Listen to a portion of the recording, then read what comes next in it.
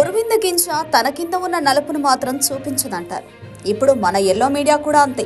ఇంతకాలం తెలుగుదేశం పార్టీలో అంతర్గతంగా జరుగుతున్న గొడవలు బయటపడకుండా ఎల్లో మీడియా కాపు కాసేది. కానీ సోషల్ మీడియా విస్తృతమయ్యాక ఎల్లో మీడియా ఆటలు సాగడం లేదు. టీడీపీ పరువు రోడ్డున పడుతోంది. చంద్రబాబు నాయుడు రెండో జాబితా ప్రకటించగానే టికెట్లు దక్కని నేతలు తమ అభ్యర్థిత్వాలను ప్రకటించని కారణంగా మరికొందరు నేతలు ఒక్కసారిగా రివర్స్ అయ్యారు. పిఠాపురం, పెందుర్తి, విశాఖపట్నం సౌత్, పెనమలూరు, తిరుపతి, భీమిలి, పుట్టపర్తి లాంటి చాలా నియోజకవర్గాల్లో తమ్ముళ్లు రెచ్చిపోతున్నారు. కొన్ని నియోజకవర్గాల్లో జనసేన నేతలు కూడా తమ్ముళ్లతో నిరసనలో చేతులు కలిపారు.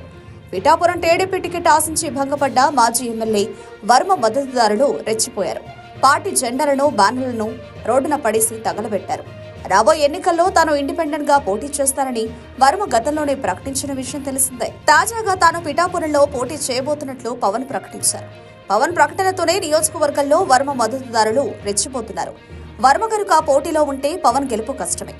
అలాగే తణుకులో సీనియర్ నేత ముళ్లపూడి రేణుక పార్టీకి రాజీనామా చేశారు. వైజాగ్ సౌత్ నియోజకవర్గంలో గండి బాబ్జీ కూడా పార్టీకి రాజీనామా చేశారు. పెనమలూరులో టికెట్ ఇవ్వడం లేదని మాజీ ఎమ్మెల్యే బోడే ప్రసాద్కు చంద్రబాబు ఫోన్ చేసి చెప్పగానే బోడే మద్దతుదారులు రెచ్చిపోతున్నారు. నియోజకవర్గంలో నిరసన ర్యాలీలు, ఆందోళనలు చేస్తున్నారు. మైలవరంలో టికెట్ విషయాన్ని సస్పెన్స్ లో పెట్టడంతో మాజీ మంత్రి దేవినేని ఉమా వర్గమంతా మండిపోతోంది. పార్టీకి రాజీనామా చేయాలని దేవినేనిపై మద్దతుదారులు బాగా ఒత్తిడి తెస్తున్నారు. రాజమండ్రి రూరల్ జనసేన నేత కందుల దుర్గేష్ కు నిడదవోలు టికెట్ ఇవ్వడాన్ని తమ్ముళ్లంతా సీరియస్ గా వ్యతిరేకిస్తున్నారు. పార్టీ ఆఫీసు ముందు పెద్ద ఎత్తున ఆందోళనలు చేస్తున్నారు.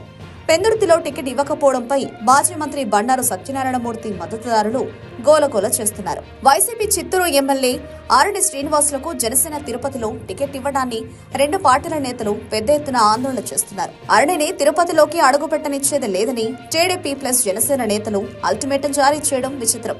భీమిలిలో కూడా ఇదే పరిస్థితి. టికెట్ పై ఏ విషయం తేల్చకపోవడంపై తమ్ముళ్లు రెచ్చిపోతున్నారు. పుట్టపర్తి టికెట్ను బీసీలకు కేటాయించకుండా మాజీ మంత్రి పల్లె రఘునాథ్ రెడ్డి కోడలు పల్లె సింధూరారెడ్డికి ఇవ్వడాన్ని వడ్డెర సామాజిక వర్గం మండిపడుతోంది. ఇలా నియోజకవర్గాల్లో తమ్ముళ్లు ఇంతగా రెచ్చిపోతున్నా ఎల్లో మీడియాకు ఏమీ కనపడడం లేదు. అందుకనే నిరసనలకు సంబంధించి వార్తలు, కథనాలు ఇవ్వకుండా జాగ్రత్తలు పడింది.